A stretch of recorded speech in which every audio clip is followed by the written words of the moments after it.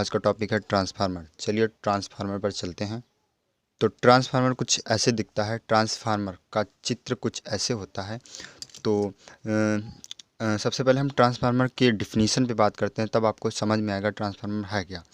Transformer एक electrostatic device है जो इलेक्ट्रिकल ऊर्जा कौन सी होती है, वोल्टेज और करंट को एक परिपथ से दूसरे परिपथ में भेजती है। यह ऊर्जा को एक लेवल से दूसरे लेवल तक बढ़ा सकती है और घटा भी सकती है। और सबसे खास बात और सबसे मेन बात ये होती है कि यह फ्रीक्वेंसी को चेंज नहीं करती है और ये म्यूचुअल इंडक्शन के सिद्धांत पर कार्य करता है। अब आप सोच रहे होंगे ट्रांसफार्मर है क्या। चलिए हम इसको इंट्रो दे देते हैं, ट्रांसफार्मर क्या है। ट्रांसफार्मर एक इलेक्ट्रोस्टैटिक डिवाइस तो है जो इसके ये यहाँ पर ये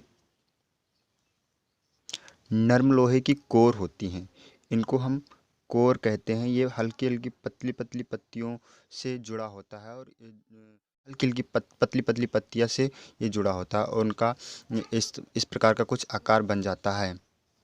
इसमें दो वाइंडिंग की जाती हैं, एक वाइंडिंग इधर होती है, एक वाइंडिंग इधर होती है। इस वाइंडिंग को हम प्राइमरी वाइंडिंग और इस वाइंडिंग को हम सेकेंडरी वाइंडिंग कहते हैं। इसको हम प्राइमरी वाइंडिंग और इसको हम सेकेंडरी वाइंडिंग कहते हैं, सेकेंडरी वाइंडिंग। और यहाँ पे एक लोड लगा होता है। ये लोड मतलब हम आउटपुट लेयर हैं, आउटपुट पे कुछ भी हो सकता है। इनपुट पे यहाँ इनपुट दिया जाता है। अब आप सोच रहे होंगे इनपुट में क्या दिया जाता है। हाँ, यह एक सोचने वाली बात है, इनपुट में दिया क्या जाता है। अगर आप समझ रहे हैं तो आपको समझ में आ गया होगा, लेकिन हम आपसे क्वेश्चन करते हैं कि इनपुट में डीसी दिया जाता है या एसी दिया जाता है। ये कैसी डिवाइस है, एसी पे चलती है या डीसी पे चलती है। तो इसका आंसर आप बताइए कुछ सेकंडों में। चलिए हम आपको बता देते हैं कि यह किस पे चलता है। आप भी ये सोच रहे होंगे कि डीसी दिया जाता है एसी मिलता होगा, या एसी दिया जाता है डीसी मिलता होगा, या डीसी दिया जाता है डीसी मिलता होगा, कि एसी दिया जाता है एसी मिलता होगा। इस पर क्या करेक्ट है। इस पर करेक्ट ये है कि जो ये सिंबल दिख रहा है ये एसी का है, यानी ये एसी दिया जाता है और आउटपुट में हमें एसी ही मिलता है। चलिए हम आपको बहुत ही एक्सप्लेन करके इसको समझाते हैं। तो जैसा कि हमने बताया था कि ये एक प्राइमरी वाइंडिंग है और एक सेकेंडरी वाइंडिंग है और इसमें लोड लगा है यानी आउटपुट, और इनपुट में हम एसी देते हैं और आउटपुट में हमें एसी ही मिलता है। ये नर्म लोहे की क्रोड से बना होता है, ठीक है। अब ये क्या है, ये जो जा रही हैं ये तीर के निशान जैसी क्या है, इनको हम समझाते हैं।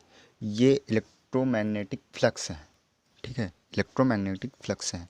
अब इलेक्ट्रोमैग्नेटिक फ्लक्स क्या होती हैं, तो चलिए हम इसको समझते हैं। इलेक्ट्रोमैग्नेटिक फ्लक्स समझने के पहले हमें EMF समझना होगा, यानी इलेक्ट्रोमैग्नेटिक फोर्स।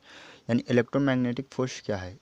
चलिए हम इलेक्ट्रोमैग्नेटिक फोर्स हम नेक्स्ट वीडियो में आपको बताएंगे, बहुत अच्छे से एक्सप्लेन करके इस पर एक वीडियो बनाएंगे। लेकिन यहाँ पर हम सिर्फ समझने के लिए इलेक्ट्रोमैग्नेटिक फोर्स क्या है। तो इलेक्ट्रोमैग्नेटिक फोर्स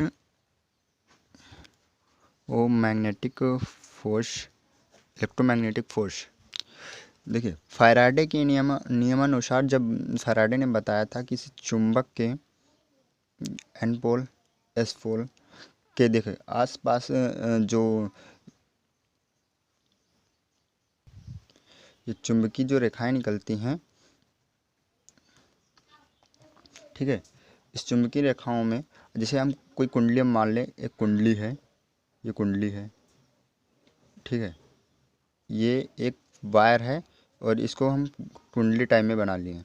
अब इस चुंबक को हम अंदर बाहर करें तो उसमें एक इलेक्ट्रोमैग्नेटिक फोर्स जनरेट हो जाएगा, इलेक्ट्रोमैग्नेटिक फोर्स, जिसके कारण से इस कुंडली में एक धारा बहने लगेगी, ठीक।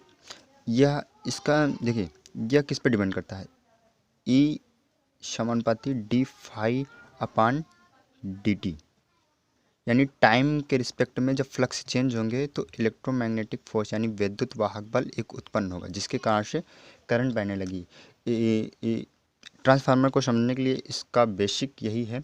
फिर भी हम EMF पर एक नया वीडियो लेकर आएंगे। देखिए कंटिन्यू जब चेंज होता है तो इसमें उत्पन्न एक वैद्युत वाहक बल उत्पन्न हो जाता है। वैसे ही जब एसी का ग्राफ कैसे बनता है, एसी का ग्राफ कुछ साइनसोइडल बनता है, ऐसे ऐसे।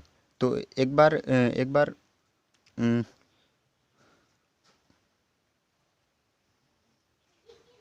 देखिए एक बार करंट मैक्सिमम होगी, एक बार मिनिमम होगी, एक बार मैक्सिमम एक बार मिनिमम।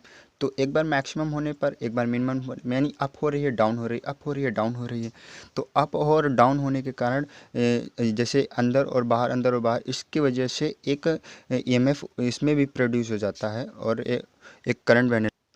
देखिए अब यहाँ से जो ये जा रही है वैद्युत चुंबकीय बल रेखाएं हैं, यानी वैद्युत फ्लक्स हैं।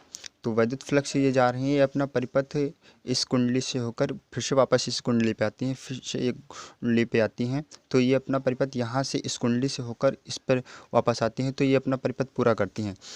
तभी इस कुंडली में इसमें भी एक ईएमएफ प्रोड्यूस होगा, जिसकी वजह से इसमें भी एक धारा बहने लगेगी, धारा बहने लगती है। ठीक है, अब इस पर डिपेंड करता है कि नंबर ऑफ टर्म कितने हैं, ये तारों की संख्या कितनी है। हम आपको समझा रहे हैं कि एक आइडियल ट्रांसफार्मर है। आइडियल ट्रांसफार्मर के बेसिस पर हम आपको इसको समझाएंगे, फिर उसके बाद हम बात करेंगे कि कितने टाइप के होते हैं, उसके बाद इसके टाइप्स आएंगे, तब आपको अच्छे से समझ में आएगा। वैसे आइडियल ट्रांसफार्मर पे हम बेसिस पर आपको ये समझा रहे हैं। ठीक है, चलिए आगे हम बात करते हैं। ये नंबर ऑफ़ टर्म कितने हैं, यानी हमने मान लिया नंबर ऑफ़ टर्म n1 है और इधर नंबर ऑफ़ टर्म n2 है। ठीक, देखिए यहाँ पर नंबर ऑफ़ टर्म कितने हैं, 100 हैं, और यानी n1 100 है, और यहाँ सेकेंडरी वाइंडिंग पर नंबर ऑफ़ टर्म 100 है, यानी n2 भी 100 है। तो n1 बराबर n2 हो जाएगा। ठीक, n1 बराबर n2 हो जाएगा। अब by Faraday's law, Faraday's Faraday's law by Faraday's law क्या कहता है, यानी E1 कितना है, -n1 डी फाई 1 अपान डी टी। देखिए अब यहाँ पर यानी E1 पे यानी n1 इतना है, तो इतनी जितना फ्लक्स जा रहा है उतनी उतनी करंट यहाँ पे है। अब n2 पर कितना है, देखिए जितना फ्लक्स कट होगा या इस वाइंडिंग पर उतनी करंट इंड्यूस होगी, यानी E2 बराबर कितनी, E2 बराबर क्या हो रहा है, -n2 डी फाई 2 अपान डी टी। ठीक, ठीक, नंबर ऑफ टर्म भी 100 है, n2 भी 100 है और n1 भी 100 है। तो E1 बराबर E2 हो जाएगा ना, E1 बराबर E2। ये क्या, ये प्रूफ हो गया कि n1 में जितनी करंट इनपुट पे दे रहे हैं आउटपुट में उतनी ही करंट हो रही है। यानी ये प्रैक्टिकल ट्रांसफार्मर में ऐसा होता नहीं है, सिर्फ ये आइडियल ट्रांसफार्मर मानकर हमने आपको समझाया है। अब आपको हम जब प्रैक्टिकल ट्रांसफार्मर बताएंगे तो इससे अलग होगा, उस टाइप ट्रांसफार्मर के टाइप में ये सब कुछ आ जाएगा। आपको नेक्स्ट वीडियो में मिलते हैं। इस वीडियो पसंद आई है तो लाइक शेयर और कमेंट करें। Thank you. तो जैसा कि हमने बताया था कि ये एक प्राइमरी वाइंडिंग है और एक सेकेंडरी वाइंडिंग है, और इसमें लोड लगा है यानी आउटपुट, और इनपुट में हम एसी देते हैं और आउटपुट में हमें एसी ही मिलता है। ये नर्म लोहे की क्रोड से बना होता है। ठीक है, अब ये क्या है, ये जो जा रही हैं ये तीर के निशान जैसी क्या है, इनको हम समझाते हैं। ये इलेक्ट्रोमैग्नेटिक फ्लक्स है। ठीक है, इलेक्ट्रोमैग्नेटिक फ्लक्स हैं। अब इलेक्ट्रोमैग्नेटिक फ्लक्स क्या होती हैं, तो चलिए हम इसको समझते हैं। इलेक्ट्रोमैग्नेटिक फ्लक्स समझने के पहले हमें EMF समझना होगा, यानी इलेक्ट्रोमैग्नेटिक फोर्स। यानी इलेक्ट्रोमैग्नेटिक फोर्स क्या है, चलिए हम इलेक्ट्रोमैग्नेटिक फोर्स हम नेक्स्ट वीडियो में आपको बताएंगे, बहुत अच्छे से एक्सप्लेन करके इस पर एक वीडियो बनाएंगे। लेकिन यहाँ पर हम सिर्फ समझने के लिए इलेक्ट्रोमैग्नेटिक फोर्स क्या है, तो इलेक्ट्रोमैग्नेटिक फोर्स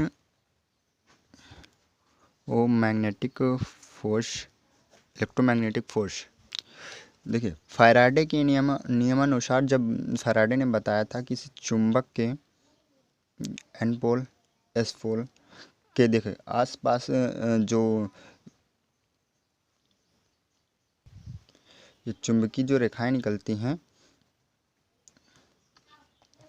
ठीक है। इस चुंबकीय रेखाओं में जैसे हम कोई कुंडली हम मान लें, एक कुंडली है, ये कुंडली है, ठीक है।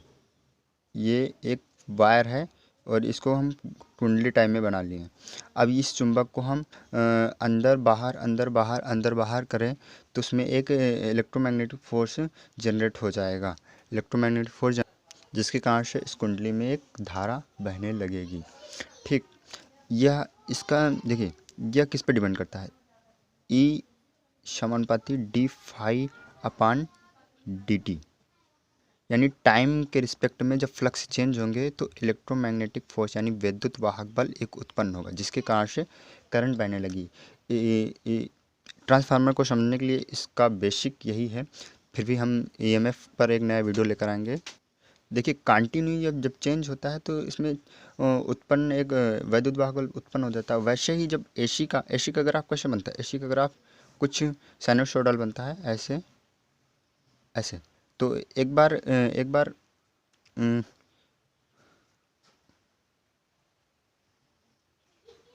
देखिए, एक बार करंट मैक्सिमम होगी, एक बार मिनिमम होगी, एक बार मैक्सिमम एक बार मिनिमम।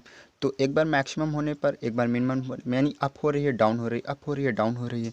तो अप और डाउन होने के कारण जैसे अंदर और बाहर इसकी वजह से एक ईएमएफ इसमें भी प्रोड्यूस हो जाता है और एक करंट बहने। देखिए अब यहाँ से जो ये जा रही है वैद्युत चुंबकीय बल रेखाएँ हैं, यानी वैद्युत फ्लक्स हैं। तो वैद्युत फ्लक्स से ये जा रही हैं, ये अपना परिपथ इस कुंडली से होकर फिर से वापस इस कुंडली पे आती हैं, फिर से एक कुंडली पे आती हैं। तो ये अपना परिपथ यहाँ से इस कुंडली से होकर इस पर वापस आती हैं, तो ये अपना परिपथ पूरा करती हैं। तभी इस कुंडली में इसमें भी एक ईएमएफ प्रोड्यूस होगा, जिसकी वजह से इसमें भी एक धारा बहने लगेगी, धारा बहने लगती है, ठीक है। अब इस पर डिपेंड करता है कि नंबर ऑफ टर्म कितने हैं, ये तारों की संख्या कितनी है। हम आपको समझा रहे हैं कि एक आइडियल ट्रांसफार्मर है। आइडियल ट्रांसफार्मर के बेसिस पर हम आपको इसको समझाएंगे, फिर उसके बाद हम बात करेंगे कि कितने टाइप के होते हैं, उसके बाद इसके टाइप्स आएंगे, तब आपको अच्छे से समझ में आएगा। वैसे आइडियल ट्रांसफार्मर पे हम बेसिस पर आपको ये समझा रहे हैं, ठीक है। चलिए आगे हम बात करते हैं। ये नंबर ऑफ़ टर्म कितने हैं, यानी हमने मान लिया नंबर ऑफ़ टर्म n1 है और इधर नंबर ऑफ़ टर्म n2 है, ठीक। देखिए यहाँ पर नंबर ऑफ़ टर्म कितने हैं, 100 हैं, और यानी n1 100 है, और यहाँ सेकेंडरी वाइंडिंग पर नंबर ऑफ़ टर्म 100 है, यानी n2 भी 100 है। तो n1 बराबर n2 हो जाएगा, ठीक। n1 बराबर n2 हो जाएगा। अब बाई फैराडेज लॉ,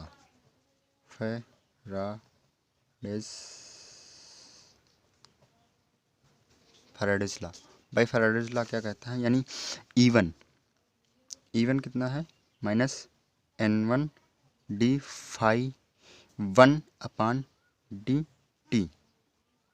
देखिए अब यहाँ पर यानी E1 पे यानी n1 इतना है, तो इतनी जितना फ्लक्स जा रहा है उतनी उतनी करंट यहाँ पे है। अब n2 पर कितना है, देखिए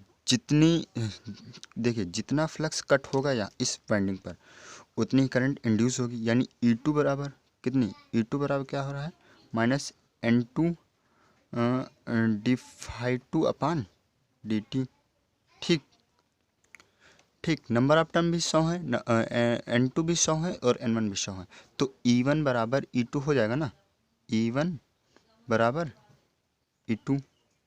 ये ये प्रूफ हो गया कि n1 में जितनी करंट इनपुट में दे रहे हैं आउटपुट में उतनी ही करंट हो रही है। यानी ये प्रैक्टिकल ट्रांसफार्मर में ऐसा होता नहीं है, सिर्फ ये आइडियल ट्रांसफार्मर मानकर हमने आपको समझाया है। अब आपको हम जब प्रैक्टिकल ट्रांसफार्मर बताएंगे तो इससे अलग होगा, उस टाइप ट्रांसफार्मर के टाइप में ये सब कुछ आ जाएगा। आपको नेक्स्ट वीडियो में मिलते हैं। इस वीडियो पसंद आई है तो लाइक शेयर और कमेंट करें। Thank you.